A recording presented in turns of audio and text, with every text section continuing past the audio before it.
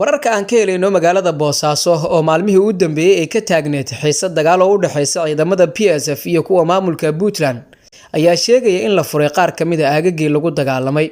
Ciidamadii isku horfadhiyay magaalada Boosaaso ayaa la kala qaaday, waxaana la furay qaar ka mid ah aagaggii maalmihii u dambeeyay lagu dagaalamayay, iyada oo meelaha qaar ee magaalada uu dib u furmay isku socodkii.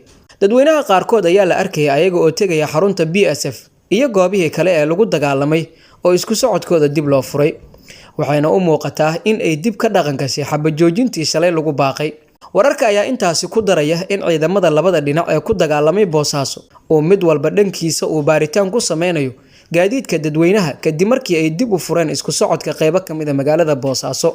Tallaabadan ayaa imaanaysa xilli bulshada reer Boosaaso uu waagu ugu baryay sawaxanka rasaas dhacaysa iyo hubka culus kadib markii xalay saqdi dhexe uu bilowday dagaal aad u culus oo u dhaxeeya ciidamada Puntland iyo kuwa PSF ee daacadda u ah Generaal Maxamuud Cusmaan Diyaano.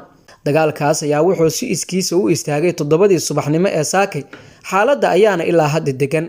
Labada dhinac ee isku haya gudaha magaalada Boosaaso ee xarunta gobolka Bari oo dhowr jeer eedeymo isku jeediyay ayaa hadda u muuqda inay si isku mid ah u qaateen baaqi xabad joojinta kadib maalmo dagaal xooggan oo khasaare badan geystay oo ku dhex maray magaaladaasi. Shalay ayay ahayd markii wasiirka amniga Puntland Cabdisamed Maxamed Galan uu ku baaqay in xabadda la joojiyo, waxaana jiray isma iyo waxgarad kale oo dhexda u xirtay in ay joojiyaan dagaal dambe oo ka dhaca magaalada, waxaana mar kale Puntland sheegtay inay wada hadallada nabaddu sii socdaan. Ra'iisul Wasaaraha Soomaaliya Maxamed Xuseen Rooble oo maanta gudoomiyay shirka toddobaadlaha ee golaha wasiirada ayaa uga warbixiyay shirka uu dhawaan iclaamiyay ee 27 Diseembar ka furmaya magaalada Muqdisho, kaas oo ay isugu imaanayaan madaxda golaha wada tashiga qaranka.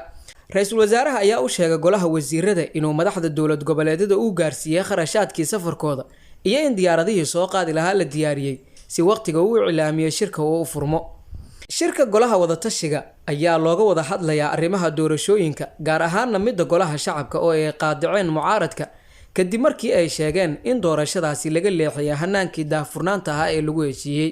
Shirka 27 Diseembar oo muhiim u ah xaaladda siyaasadeed ee dalka ayaa dib u sixid loogu sameynayaa qaladaadka ka jira doorashada golaha shacabka oo la sheegay in kuraasta qaarkood loo boobay shakhsiyaad gaar ah.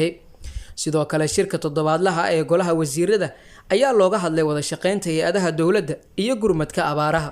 Waxaa diiradda lagu saaray arrimaha amniga dalka xilli uu dalku ku jiro xaalad kala guur ah iyo doorashooyin ay hareeyeen madmadow badan oo dalka qarka u saaray xaalad hubanti la'aan ah.